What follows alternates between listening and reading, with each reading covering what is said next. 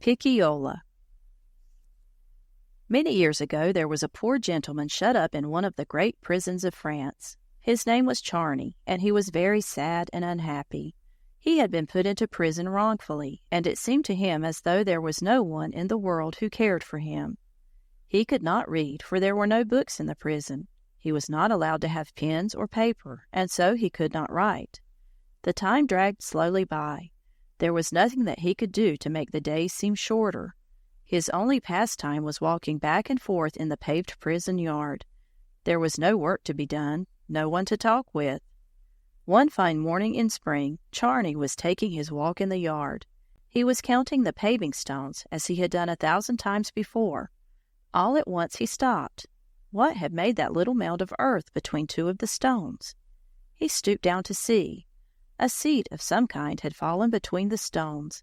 It had sprouted, and now a tiny green leaf was pushing its way up out of the ground. Charney was about to crush it with his foot when he saw that there was a kind of soft coating over the leaf. "Ah," he said, "this coating is to keep it safe. I must not harm it." And he went on with his walk. The next day he almost stepped upon the plant before he thought of it. He stooped to look at it. There were 2 leaves now, and the plant was much stronger and greener than it was the day before. He stayed by it a long time, looking at all its parts. Every morning after that, Charney went at once to his little plant. He wanted to see if it had been chilled by the cold, or scorched by the sun. He wanted to see how much it had grown.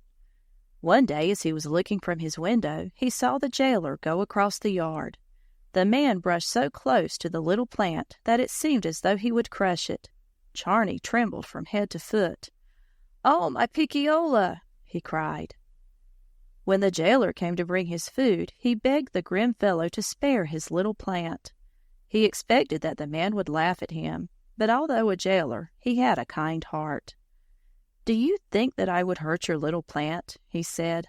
"No, indeed. It would have been dead long ago if I had not seen that you thought so much of it." "That is very good of you indeed," said Charney. He felt half ashamed at having thought the jailer unkind. Every day he watched Pic-cio-la as he had named the plant. Every day it grew larger and more beautiful. But once it was almost broken by the huge feet of the jailer's dog. Charney's heart sank within him. "Pic-cio-la must have a house," he said. "I will see if I can make one." So though the nights were chilly, he took, day by day, some part of the firewood that was allowed him, and with this he built a little house around the plant. The plant had 1,000 pretty ways which he noticed. He saw how it always bent a little toward the sun. He saw how the flowers folded their petals before a storm. He had never thought of such things before, yet he had often seen whole gardens of flowers in bloom. One day, with soot and water, he made some ink. He spread out his handkerchief for paper. He used a sharpened stick for a pen. And all for what? He felt that he must write down the doings of his little pet. He spent all his time with the plant. "See, my lord and my lady," the jailer would say when he saw them. As the summer passed by, Pic-cio-la grew more lovely every day. There were no fewer than 30 blossoms on its stem. But one sad morning it began to droop. Charney did not know what to do. He gave it water, but still it drooped. The leaves were withering. The stones of the prison yard would not let the plant live. Charney knew that there was but one way to save his treasure. Alas, how could he hope that it might be done? The stones must be taken up at once.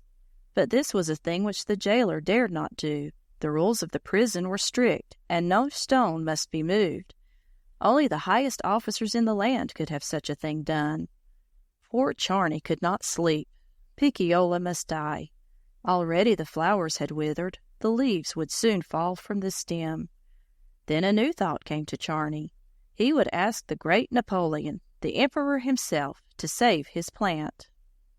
It was a hard thing for Charney to do, to ask a favor of the man whom he hated, the man who had shut him up in this very prison, but for the sake of Pic-cio-la, he would do it.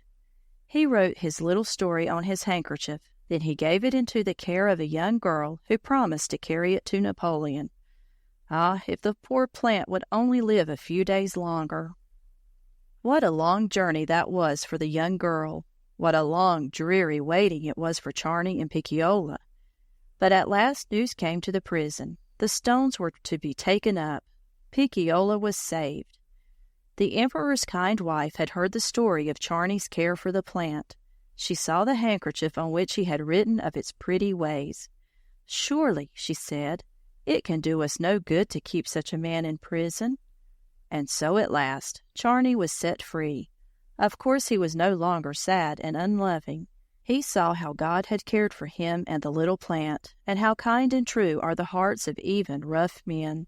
And he cherished Pic-cio-la as a dear, loved friend whom he could never forget.